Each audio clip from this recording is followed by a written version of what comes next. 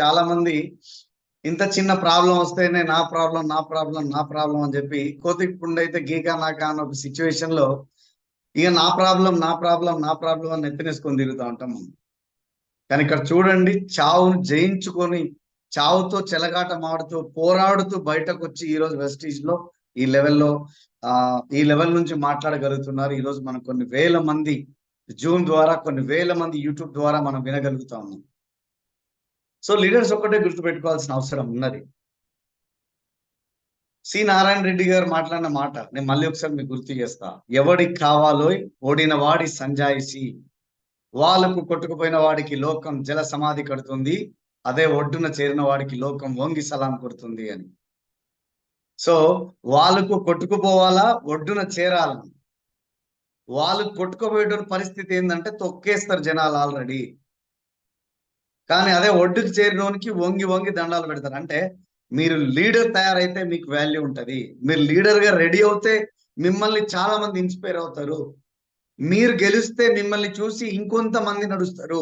కానీ ఇది నా వల్ల ఎక్కడైతుంది, ఇది నేనేం చేయగలను, ఇది నాతో ఎక్కడైతుంది అని ఒక ఆలోచన చేయగలిగితే మాత్రం 100కు 100% వెనక్కి వెళ్ళేదానికి ఛాన్సెస్ ఎక్కువ ఉంటాయి.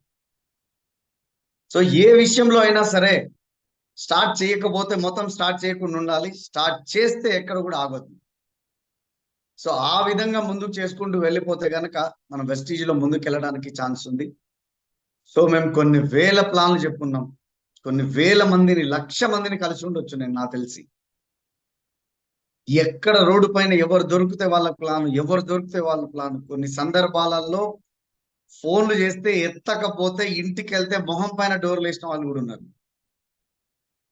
కొంతమంది ఇళ్ళలోకి పోతారే, మంచినీళ్ళు ఇస్తే వీడు ఎక్కడసేపు కూర్చుంటాడు రా నాయన, వీని ఏమి ఇవ్వద్దు, మేము అరబిరినా హరిబరినా ఉన్నామని చెప్తే వెళ్ళిపోతాడేమో అని చెప్పి మంచినీళ్ళు లేకుండా ఉన్న వాళ్ళు కూడా ఉన్నారు. కానీ ఏ రోజు డిసప్పాయింట్ అవ్వలే, ఏ రోజు మేము నెగిటివ్ లో వెళ్ళలే. అదే పని అలానే చేసుకుంటూ పోయినాం. భగవంతుడికి దండం పెట్టినాం, పని నేను చేసుకుంటూ ముందుకు వెళ్ళిపోయినాం. సో భగవాన్ అచ్చకరతో సాధు బిచ్చకర, నువ్వు నీ పని చేసుకుంటూ పో, భగవంతుడి పని చేస్తానే ఉంటాడు. కానీ కూర్చొని జాగ్రత్త వినండి లీడర్స్, మీరు కూర్చొని 4 గంటలు పూజ చేసినా ఆ భగవంతుడు ముక్తి ఫలం మీకు రాదు. కానీ బయటకు వెళ్ళిపోయి భగవంతుడికి ఒక నమస్కారం చేసి, అయ్యా నేను పోతున్నా, నాతో పాటు నడు, నేను ఎవరికి చెప్దాం అనుకుంటున్నా, నేను ఎవరి దగ్గరికి అయితే వెళ్తున్నానో వాళ్ళ మైండ్ ఓపెన్ చేయి, ఈ బిజినెస్ వాళ్ళకి అర్థమయ్యేటట్టు చేయి, వాళ్ళకు ₹1,00,000 ఇన్కమ్ వచ్చేటట్టు చేయి, వాళ్ళకు కారు కొనుక్కునేటట్టు చేయి.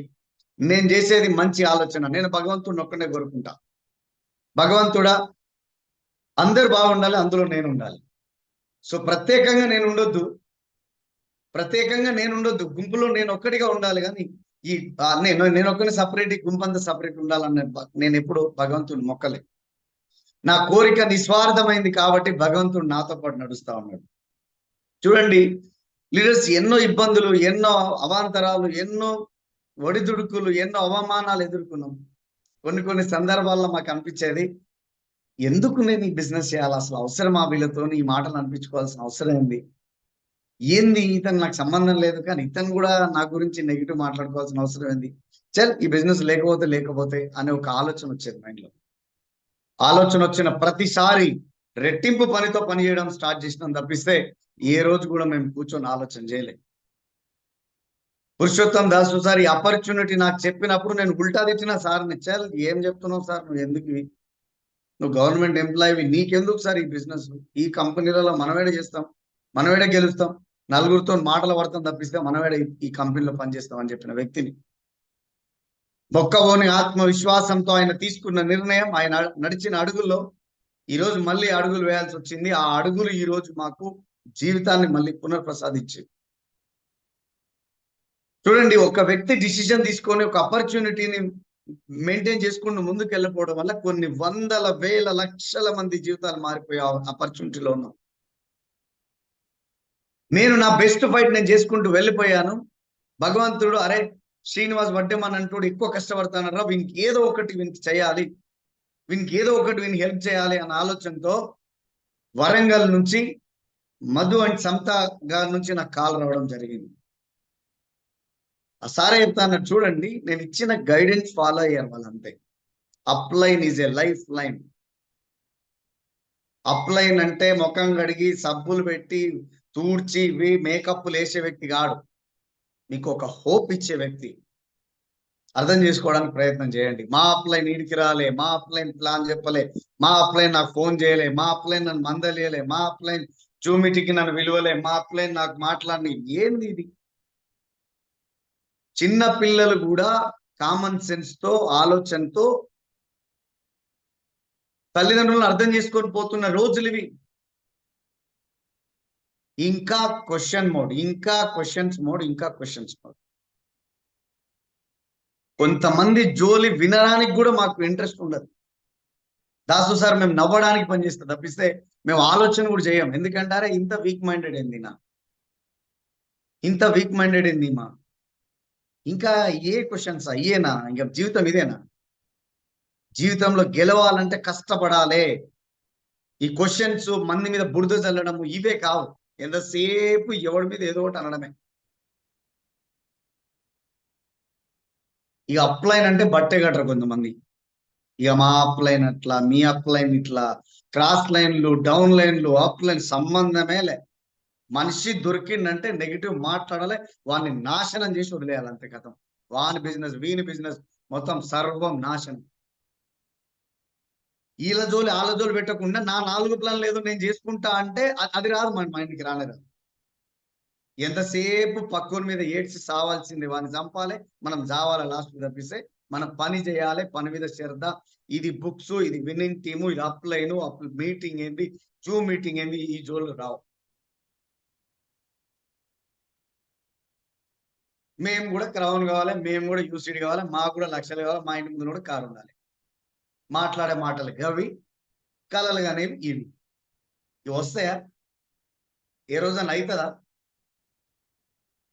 క్షమించండి. ఫస్ట్ ఆఫ్ ఆల్ లీడర్స్ ఎవరైనా ఈ ఆలోచనతో ఉంటే కనుక మన ఆలోచన విధానాన్ని మార్చుకోవాలి, ఆలోచన ధోరణిని మార్చుకోవాలి. ఒక వ్యక్తి 11 నెలలు అవుతుంది బిజినెస్ స్టార్ట్ చేసి, 9 నెలల నుంచి వర్క్ చేయడం స్టార్ట్ చేస్తే ఈ రోజు వాళ్ళు క్రౌన్ లో ఉన్నారు, 1,23,000 ఇన్కమ్ సంపాదిస్తున్నారు. నాకు తెలిసి 3 ప్లాన్లు చేయలేను నేను వాళ్ళ దగ్గర. అద్దమ్మ రాత్రి ఫోన్ చేసినా ఫోన్ లిఫ్ట్ చేసి ఆన్సర్ ఇచ్చేవాడిని. సో ఇది ఎలా చేయాలి సార్ అంటే, దీనికి ఈ విధంగా చేస్తే వర్కౌట్ అయితే చూడండి సార్ అంటే, నెలకొక్క మీటింగ్ చేసి వచ్చేవాడిని అంతే. కట్ చేస్తే ఈరోజు క్రౌన్ డైరెక్టర్ 1,23,000 ఇన్కమ్ తో అక్కడ నిల్చబడి. ఇంకా కొంతమంది ఇంటి పక్కనే ఉంటారు, కదలరు, సమాధులాగానే ఉంటారు, కదలరు, ఇంటి పక్కనే ఉంటారు. మళ్ళీ అప్లైన్ ఎన్నే ఉంటాడు, అప్లైన్ కల్పిస్తారు, అన్ని చేస్తారు. అన్నిటికి అన్ని ఉన్నా అల్లు నోట్ల శని ఉందంటే ఆడు సక్సెసే కాడు.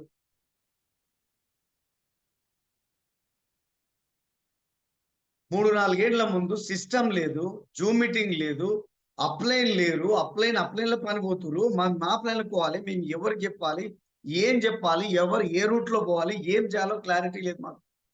అట్లాంటి సిచ్యువేషన్ లో క్లారిటీ తీసుకొని ఏది తోస్తే అది బయటకు వెళ్ళి పని చేద్దాం, ఏదో ఒకటి అవుతుంది అని బయటకు వెళ్ళి పని చేసుకుంటూ వచ్చి నిలబడగలిగింది. ఈ రోజుకి అన్నిటికన్నా ఉన్నాయి. జూమ్ మీటింగ్ ఉంది, ఫిజికల్ మీటింగ్ ఉంది, అప్లైన్ ఉండు, ఎంతమంది కావాలంటే అంతమంది అప్లైన్. హైదరాబాద్ లో 10-12 మంది డియూసిటీ లీడర్లు ఉన్నారు. సక్సెస్ ప్రొఫైల్ చూపించుకోవడానికి పెద్ద పుస్తకం ఉంది, అన్నిటికీ అన్ని ఉన్నాయి. కానీ ఈయన శని ఉంది, లేవాడి.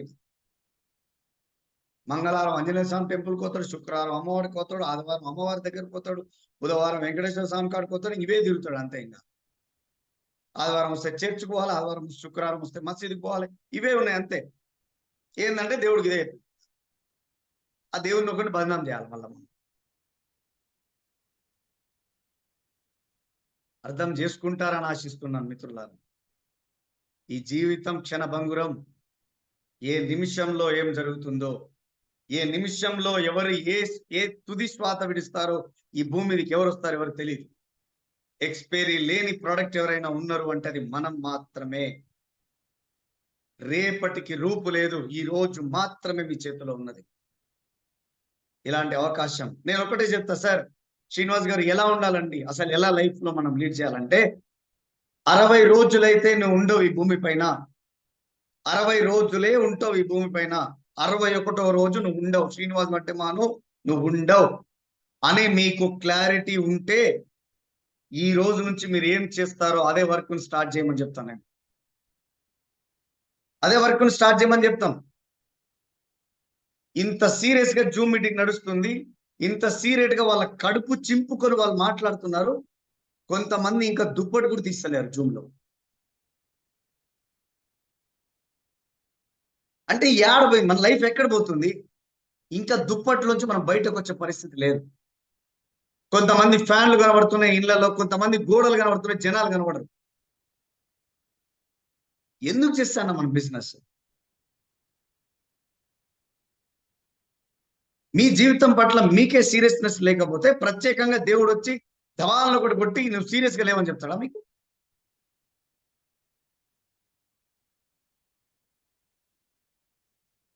ఈ జీవితం ఇంకా చాలా ఉందిలేండి చేసేది, ఇంకా చాలా ఉంది చేసేది. ఏముంది చాలా? రేపు నువ్వు బతుకుతావని చెప్పి కాగితం రాసియండి చూద్దాం.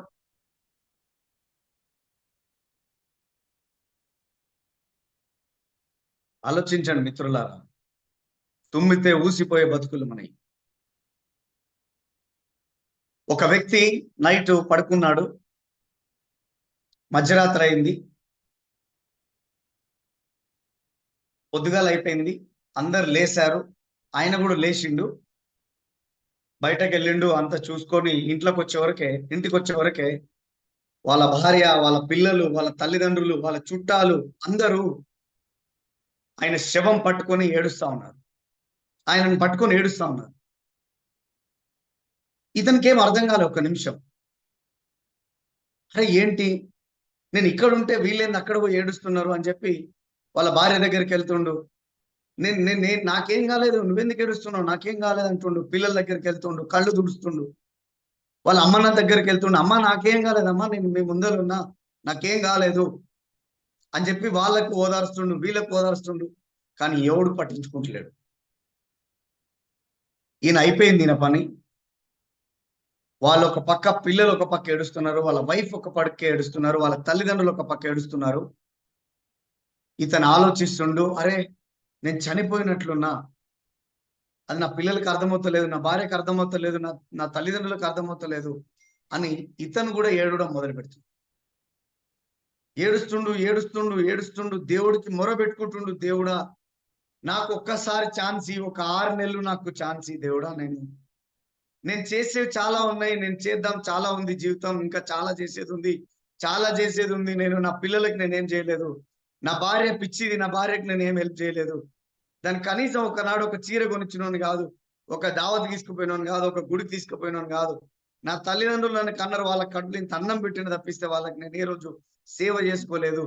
నా పిల్లలు అన్నం పుణ్యం తెలియని పిల్లలు, దేవుడా నాకు ఒక 6 నెలలు టైం ఇయ్యి, నాకు ఒక 6 నెలలు టైం ఇయ్యి, నన్ను మళ్ళా ఈ భూమి మీద ఉంచు, ఒక 6 నెలలు ఉంచు అని చెప్పి విపరీతంగా ఏడుస్తుండు, గుర్కలు పెట్టి ఏడుస్తున్నాడు. ఆయన కళ్ళ నీళ్లతోని ఏదైతే పిల్లో ఉందో పిల్లో తడిచిపోతుంది.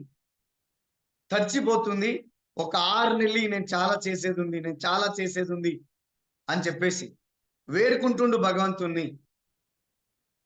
కానీ అయ్యే ఛాన్సెస్ ఉందా మిత్రులారు? ఒకసారి ఆలోచించండి. ఒక్కసారి నువ్వు పోయిన తర్వాత నువ్వు మళ్ళీ భూమి మీదకి వచ్చే ఛాన్స్ ఉందా? అంతల్నే వాళ్ళ భార్య వచ్చింది, ఓయ్యాలే ఏమైంది, ఏంది ఏడుస్తున్నావు, ఏం జరిగింది, లే ఫస్ట్ లే, టైం చూడు 7:30 అయిపోతుంది, లే ఫస్ట్ లే, నువ్వు పైకి లే అని చెప్పేసి వాళ్ళ భార్య లేచి తువాలు తీసుకొని కళ్ళకు తుడుచుకుంటూ ఏమైందయ్యా అంటే, అప్పుడు వాళ్ళ భార్యని గట్టిగా హక్ చేసుకొని, నన్ను క్షమించు, నేను నీకు అసలు ఏం చేయలేకపోయినా నన్ను క్షమించు అని చెప్పేసి పిల్లల్ని వాళ్ళందరినీ దగ్గర తీసుకొని ఆ రోజు నుంచి అతను లైఫ్ స్టార్ట్ చేయడం మొదలు పెట్టిండు. నేను మీ అందరికి చెప్తాను లీడర్స్, ఒక్కటే మాట, ఇదే సిచ్యువేషన్ మీ ఫ్యామిలీలో ఉంటే అనొద్దు, మర్చిపోయి కూడా అనను. కానీ ఇదే సిచ్యువేషన్ మీ ఫ్యామిలీలో వస్తే మీ పరిస్థితి ఏముంటది, మీ పిల్లల భవిష్యత్తు ఏంది, మీ భార్య, మీ తల్లిదండ్రులు ఏ విధంగా ఉంటారు, ఇవన్నీ ఒక్కసారి మనం నెమరు వేసుకుంటే మన జీవితం ఎక్కడ అవుతుందో మీకు ఆలోచన వస్తుంది. కానీ జీవితాన్ని తమాషా చేస్తున్నాం, తపస్సులాగా చేసినప్పుడు ఈ జీవితంలో మీరు గెలవగలరు తప్పిస్తే తమాషా చేసినప్పుడు ఈ జీవితంలో మీరు గెలవలేరు. మేము కూడా బిజినెస్ స్టార్ట్ చేసినప్పుడు మాకు ఆటుపోట్లు ఉన్నాయి, ఇబ్బందులు ఉన్నాయి, అవమానాలు ఉన్నాయి, అన్నిటికంటే అప్పులు ఉన్నాయి, వాటితో పాటు నొప్పులు ఉన్నాయి. ఇవన్నీ చేసుకుంటూ రాగలిగినాం, ఇక్కడ దాకా నిల్చోగలిగినాం. నాకు అప్పుడు అనిపిస్తుంది, మనిషి గెలవాలంటే అప్పులైనా ఉండాలి, నొప్పులైనా ఉండాలి. సో మాకు అప్పులు ఉన్నాయి, నొప్పులు ఉన్నాయి. అందుకే ఇంత తొందరగా డియూసీటీ రాగలిగినాం, ఇంత తొందరగా 10 లక్షల ఇన్కమ్ సంపాదించుకోగలిగినాం, ఇంత తొందరగా మా జీవితాన్ని ముందుకు నాటుకోగలిగినాం.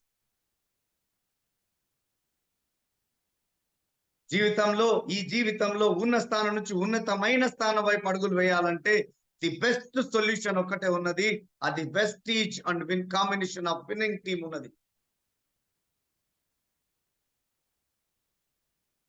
మన జీవితం ఎటుపోతుంది, మనం ఏం ఆలోచిస్తున్నాం, మనం చేసే 10,000 జీతం వల్ల మన జీవితం ఏం మారబోతుంది, మనం ఏం చూడబోతున్నాం, మన జీవితంలో ఏం అచీవ్ అవ్వబోతున్నాం, మన పిల్లలకి ఏమి ఇస్తున్నాం, మన వైఫ్కి ఏమి ఇస్తున్నాం, నా నా భార్యకి నేను ఏమి ఇస్తున్నాను, నా తల్లిదండ్రులకు నేను ఏమి ఇస్తున్నాను, ఈ సమాజానికి నేనేం నేర్పిస్తున్నాను. ఈరోజు నేను ఇట్లా ఉండడం వల్ల ఈ సమాజంలో నన్ను ఎంతమంది ఇన్స్పైర్ గా తీసుకుంటారు, ఎంతమంది గెలవడానికి ఇష్టపడతారు. ఒకసారి మన జీవితాన్ని మనం నెమర వేసుకుంటే ఈ జీవితం ఏందో మనకు అర్థమయ్యే సిచ్యువేషన్ ఉంది. ఇకనైనా లేవండి, పడుకోకండి, ఇకనైనా లేచి కూర్చోండి, నెత్తిన నీళ్లు చల్లుకోండి, మనం బయటకు వెళ్ళి పని చేయడానికి సాహసించండి, మీ తరాన్ని మార్చడానికి మీరు కంకణం కట్టుకోండి. రీసెంట్ గా డాక్టర్ ఎస్పి భారతి సార్ మనకి అవర్ గ్రేట్ మెంటర్. సో ఒక ఛాలెంజ్ తీసుకొని రావడం జరిగింది. సో ఆ ఛాలెంజ్ పేరే మిషన్ 1000 ప్లాన్స్. ఎవరైతే ఈ రోజు నుంచి జనవరి 31వ తారీఖు వరకు ఎవరైతే 1000 ప్లాన్లు విన్నింగ్ టీమ్ సిఇపి సబ్స్క్రిప్షన్ తీసుకొని అందులో 1000 ప్లాన్ ఛాలెంజ్ ని స్వీకరించి డైలీ మీరు చేసే 8-10 ప్లాన్లను అందులో మీరు అప్లోడ్ చేయగలుగుతారో వారికి ఒక అద్భుతమైన ఎఫ్ఆర్యూలో ఒక అద్భుతమైన సెలబ్రేషన్ తీసుకురావడం జరిగింది. దాంతో పాటుగా వాళ్ళకి డియుసిడి లాంచ్ పాస్ ఇవ్వడం జరుగుతుంది. దాంతో పాటుగా గోల్డ్ మెడల్ కూడా వాళ్ళకి రికగ్నిషన్ అండ్ సెలబ్రేషన్ తో పాటు గోల్డ్ మెడల్ కూడా వాళ్ళకి ఇవ్వడం జరుగుతా ఉంది. ఒకసారి ఆలోచన చేయండి, 1000 ప్లాన్లు చెప్పడం వల్ల విన్నింగ్ టీమ్ కి కలిగే లాభం ఏంటి, 1000 ప్లాన్లు చెప్పడం వల్ల మీకు కలిగే లాభం ఏంటి. 1000 ప్లాన్లు చెప్పడం వల్ల విన్నింగ్ టీమ్ కి ఏం కలుగుతుంది అంటే, నా విన్నింగ్ టీమ్ లో ఇంతమంది లీడర్స్ బాగుపడుతున్నారు అని చెప్పి గర్వంగా చెప్పుకునే ఒక ప్లాట్ఫామ్ విన్నింగ్ టీమ్. కానీ 1000 ప్లాన్లు మీరు చెప్పగలిగితే మీ జీవితంలో జరిగే మార్పులు ఏమున్నాయి. ఇక్కడ నుంచి గుర్తుపెట్టుకోండి, ఏ ఒక్క వ్యక్తి ఈ రోజు బిజినెస్ స్టార్ట్ చేసిన వ్యక్తి కూడా 1000 ప్లాన్లు చెప్పగలిగితే సో ఇక్కడ నుంచి మినిమం మీ టార్గెట్ క్రౌన్ కంప్లీట్ చేయగలుగుతారు. Minimum me income 1.5 lakh to 2 lakh income మీరు తీసుకోవడానికి ఛాన్స్ ఉంది. ఎంతమంది డిసిజన్ తీసుకోవడానికి రెడీ ఉన్నారు? అబ్బా 1000 ప్లాన్లా, అవి మనతోనే ఆడైతేలే, నేను వాళ్ళ గురించి మాట్లాడట్లే. పోరాడేటోందే జీవితం, దున్నేటోడిదే భూమి, గెలిచేటోడిదే జీవితం. పోరాడేటోళ్ళు కావాలి మాకు. ఈ మాటలు వద్దు, ఈ మాటలు మేము వినదలుచుకోలే. అవి వినడం పక్కన పెట్టి కొన్ని యుగాలైంది. మేము పని చేస్తా ఉన్నాం, మీరు నమ్మరు. ఏ సిచ్యువేషన్ లో ఎక్కడ ఏది వాడాలో వాడతాం. మీరు నమ్మరు, గల్లీలో కుక్కను కూడా వాడుకుంటానండి నా ప్లాన్లకి ఏదో ఒక సందర్భంలో. అది నా పిచ్చి, నా ప్యాషన్. అది చెప్పేటోడికి చేసేటోడికి పని దొరుకుతుంది, చెప్పేటోడికి సాకులు దొరుకుతుంది. సాకులు చెప్పేటోడి గురించి మేము మాట్లాడట్లే. పని చేసేటోళ్ళు కావాలి, కష్టపడేటోళ్ళు కావాలి, జీవితంలో గెలవాలన్న ఆలోచనతో ముందుకున్నటోళ్ళు కావాలి మాకు. వాళ్ళని గెలిపేయడానికి మేము రెడీ ఉన్నాం, వాళ్ళ ముందుకు వెళ్ళడానికి వాళ్ళు రెడీ ఉన్నారు. ఈ బాయిలో కప్పలాగా బతికేద్దామంటే బతికేయాల్సిందే, ఇంకేం లేదు చేసేది, ఇంకంతకుమించి చేసేది ఏం లేదు.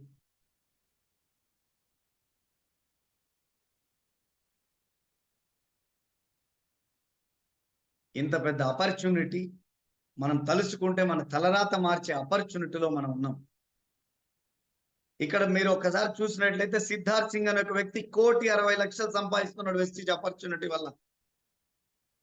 డాక్టర్ ఎస్పి భారతి సార్ 1,00,00,000 రూపాయలు సంపాదిస్తున్నాడు వెస్టీజ్ వల్ల. ఇలా తీసుకుంటూ పోతే చాలా మంది లక్షలలో హైదరాబాద్లోనే great leader, youngest leader Purushottam Dasu గారు సంపాదిస్తున్నారు 16 లక్షల రూపాయలు. టి శ్రీనివాస్ సార్ తీసుకుంటున్నారు ఇక్కడ నుంచి 13 లక్షల రూపాయలు. ఈరోజు క్యాబ్ డ్రైవర్ సలీం సార్ తీసుకుంటున్నారు ఈరోజు 13.5 లక్షల రూపాయలు ఇన్కమ్. వీళ్ళంతా పెద్ద పెద్ద డిగ్రీలు చదివిన వాళ్ళు గారు, వీళ్ళంతా పెద్ద పెద్ద ఫ్యామిలీ నుంచి వచ్చిన వాళ్ళు గారు. 10వ తరగతి చదివేంత వరకు కాళ్ళకు చెప్పులు లేని వ్యక్తి పురుషోత్తమ దాసు గారు. తల్లిదండ్రి లేకపోతే నానమ్మ చేరదీసి ఫుడ్ పెడితే బతికి ఈరోజు విఎంసీఎం కంప్లీట్ చేసిన టి శ్రీనివాస్ గారు. తన తల్లి ఇల్లు ఇల్లు తిరిగి బేసన్ గిన్నెల్లో ఫుడ్ అడుక్కొస్తే తిని బతికిన వ్యక్తి సలీం గారు, సలీం సార్ గారు. వీళ్ళే వాళ్ళ జీవితంలో ఇంత గొప్ప స్థానానికి వెళ్ళగలిగినప్పుడు మరి తలుచుకుంటే మన పరిస్థితి ఏముంది? మనం ఏం తలుచుకుంటున్నాం? మనం ఏం ఆలోచిస్తున్నాం? మన జీవితం ఎక్కడ పోతుంది? నేను చేసే జాబ్ వల్ల 5 ఏళ్ళు పనిచేస్తే నా జీవితం మారుతుందా? 20 ఏళ్ళు పనిచేస్తే నా జీవితం మారుతుందా? 30 ఏళ్ళు పనిచేస్తే నా జీవితం మారుతుందా? ఎందుకు ఒక్కసారి మనం ఆలోచించుకోలేకపోతున్నాం?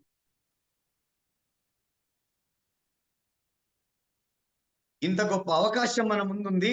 30 ఏళ్ళు పని చేసినా జాబ్ చేసినా మన జీవితం మారదు అని మనకు తెలిసింది. అయినా సరే మనం తమాషాలు చేస్తానం, తపస్సు వెళ్ళట్లేదు.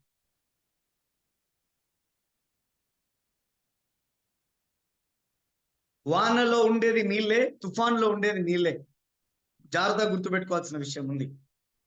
వానలో ఉండేవి నీళ్ళే, తుఫాన్లో వచ్చేది కూడా నీళ్ళే. వాన నీళ్లతో మనం ఆడుకుంటాం, కానీ తుఫాన్ మనతో ఆడుకుంటది. మీరు వాన నీళ్ళలాగుంటారా, తుఫాన్ లాగా మారుతారా అనేది మీ చేతిలో ఉంది. వాన నీళ్ళుగా ఉంటే మీ జీవితంలో మీరు ముందుకెళ్ళలేరు. ఇది మీకోసం కాదు, నేను మాట్లాడేది మీకోసం కాదు. వాన నీళ్ళలాగా ఎవరైతే బిహేవ్ చేస్తున్నారో, నేను మాట్లాడేది మీకోసం కాదు. క్షమించండి ఎవరైనా హర్ట్ అయి ఉంటే. తుఫాన్, ర్యాపిడ్ ఫైర్ లాగా ఎవరైతే పనిచేస్తున్నారో వాళ్ళ కోసం నేను మాట్లాడతాను. ఎవరైతే 1000 ప్లాన్ చేసి చూపిస్తారో వాళ్ళ కోసం నేను మాట్లాడుతున్నా. ఎవరైతే పోరాడడానికి రెడీ ఉన్నారో వాళ్ళ కోసం నేను మాట్లాడుతున్నా. ఎవరైతే 1000 ప్లాన్ ఛాలెంజ్ స్వీకరిస్తున్నారో వాళ్ళ కోసం నేను మాట్లాడుతున్నా. మిగతా వాళ్ళ కోసం కాదు. నా మాటలు వేస్ట్ చేసుకోలేను. నేను ఇంకా మిమ్మల్ని మోటివేట్ చేయడానికి రాలేదు. గెలిచే తోడికి నేను ఒక చెయ్యి అండగా ఇవ్వడానికి నేను వచ్చా తప్పిస్తే మోటివేట్ చేయడానికి రాలే. మీ జీవితం, మీ పిల్లల బంగారు భవిష్యత్, మీ తల్లిదండ్రులు, మీ వైఫ్, సో మీ జీవితం మీరు ఏం చేయాలనుకుంటున్నారు మీ ఆల్రెడీ మీ మైండ్ లో ఉంది. దానికోసం మీరు తీసుకునే డిసిషన్ బాకీ ఉంది. పెద్ద డిసిషన్ తీసుకున్నారు, మీ జీవితంలో విపరీతమైన మార్పులు జరుగుతాయి.